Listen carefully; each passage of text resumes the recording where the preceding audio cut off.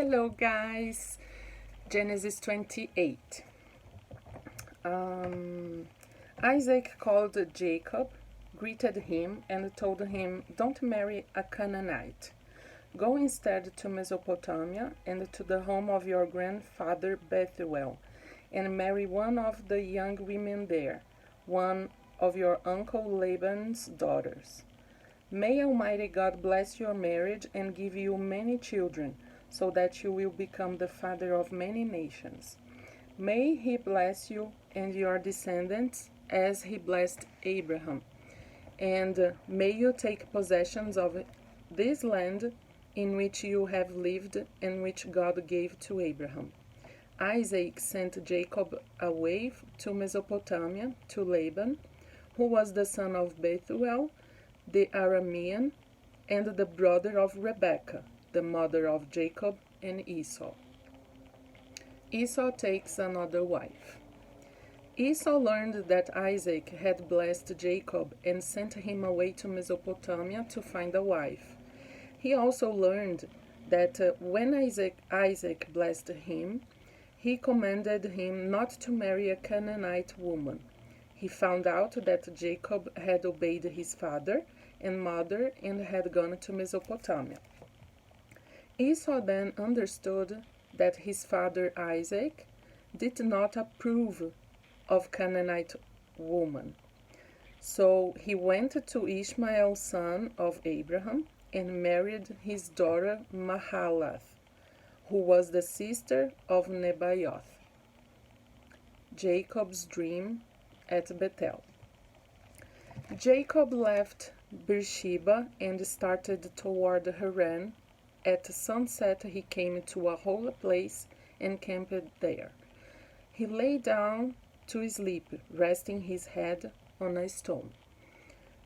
He dreamed that he saw a stairway reaching from earth to heaven, with angels going up and coming down on it.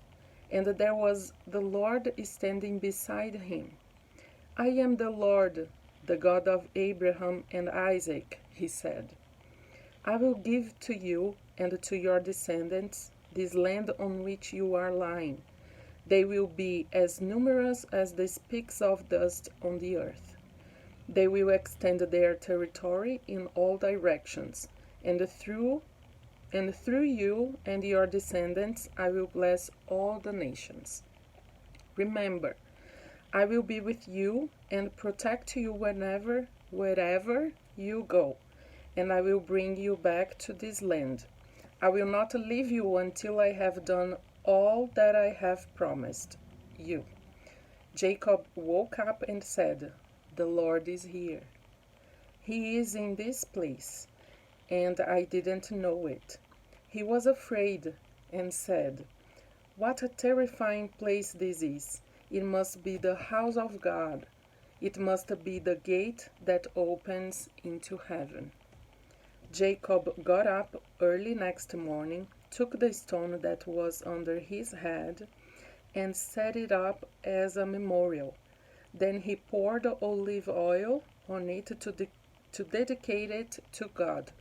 He named the place Bethel.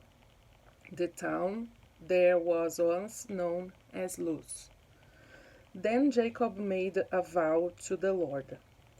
"If you will be with me and protect me on the journey I am making, and give me food and clothing, and if I return safely to my father's home, then you will be my God. This memorial stone, which I have set up will be the place where you are worshipped, and I will give you 10th of everything you give me." Two things about this chapter. Here in verse 15, when Jacob slept and had this dream, God told him, "I will be with you and protect you wherever you go." For me, this is personal, okay? I think that when we have something in mind, when we have a dream, when we have a wish to do something, not necessarily a specific sign from God, not necessarily something very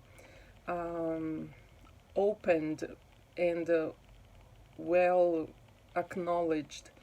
We, I think that we can follow our wishes, follow our feelings, and do things that we like, and along the way, God will be with us. He will direct us to the way where He wants us to be. Sometimes we will not have these directions, as Jacob had here to go to this city and get a wife. But sometimes we will feel a desire inside of us, and eventually we will find out that that wish was according to what God wanted us to do. So I believe that we should keep on moving, doing our things, doing things that we like, that we love, and God will be with us, and He will direct us in this path. If there's something on the way that doesn't please God, as we believed our life to Him, and what we want is to please Him, I believe that God will change our mind eventually. God will show us that it is not exactly that He wants us to be doing. But I strongly believe that we should keep on moving and not just cross the arms and wait God say something and we are doing just what He says, you know. Maybe the feeling you are having is this sign from God to show you what you should be doing, you know. But in any case, we should always pray and ask for God's direction, right? The second and last thing I would like to mention is here in the end of the chapter, verse 21, actually 20. Yes, when Jacob did his vow to God. He acknowledged that God was doing good to him. And he said, if I am, if everything goes right, in other words, you will be my God. This shows that gratitude is very important. When Jesus died for us on the cross, and His blood was like the exchange rate to buy our freedom and our right to have direct access to God again. God bought for us this freedom, and that is what values our life so much. Can you imagine Jesus' blood be the currency to buy you life? That's very important. So as God has done so much for us, and He's still doing and will always do the best for us, for His sons and daughters,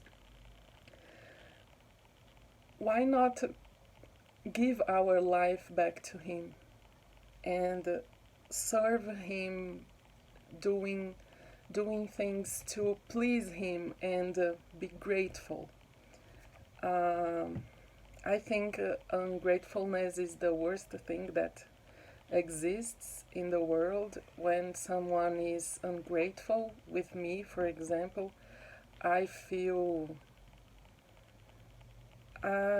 we don't like when we do something to help, to assist, and the person doesn't recognize anything, and worse than that, just complains, you know.